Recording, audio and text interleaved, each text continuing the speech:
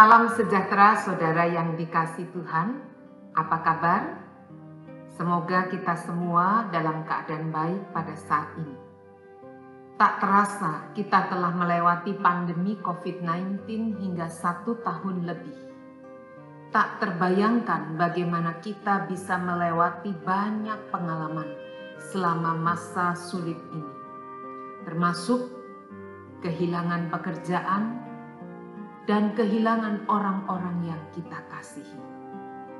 Kita harus rela melepas kenyamanan dan kemapanan, bahkan impian masa depan. Tidaklah salah jika kita katakan pandemi bagaikan sekolah iman bagi kita. Disinilah kesempatan bagi kita bukan hanya belajar tentang iman, namun juga menghidupi dan mempraktekkan iman itu. Kesempatan bagi kita untuk menguji apakah kita benar-benar mengerti dan menyimpan firman Tuhan serta melakukannya dengan segenap hati, sehingga kita benar-benar melihat kebenaran firman Tuhan bukan hanya dari kata orang, namun kita betul-betul mengalaminya. Saudara, bacaan leksionari pada hari ini menurut Lukas 8 ayat 4 hingga 15 mengingatkan kita bagaimana seharusnya kita memperlakukan firman Tuhan. Ya, bukan sekedar mendengar lalu dengan segera melupakannya. Juga bukan hanya memilih sebagian yang kita sukai, misalnya yang memberikan penghiburan atau kekuatan, sementara kita menolak bagian firman Tuhan yang menegur atau mengingatkan kita melakukan apa yang sulit atau tidak kita sukai.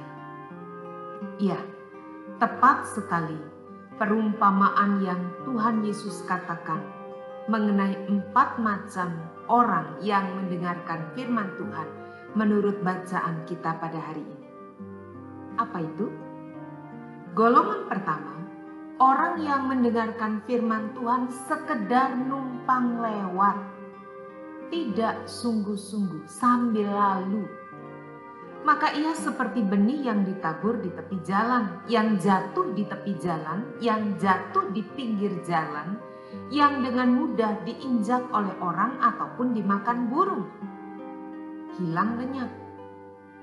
Golongan kedua, orang yang tampak antusias mendengar firman Tuhan tetapi sayangnya tidak benar-benar membiarkan firman Tuhan itu berakar dalam hidupnya, sehingga ia gampang menyerah bahkan meninggalkan Tuhan saat menghadapi pencobaan dan kesulitan. Golongan yang ketiga, orang yang tidak benar-benar bertumbuh dalam kebenaran firman Tuhan, sebaliknya membiarkan kekhawatiran, kekayaan, dan kenikmatan hidup yang menguasai hidupnya.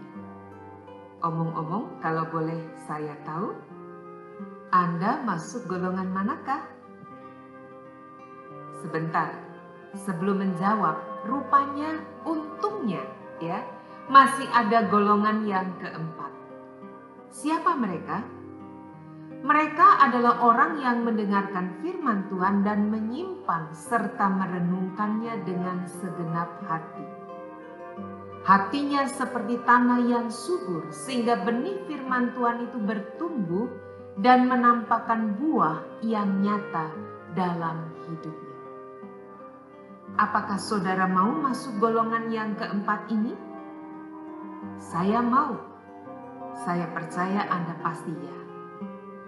Ya, pandemi saat ini merupakan kesempatan yang baik bagi kita untuk menguji apakah kita masuk golongan yang keempat.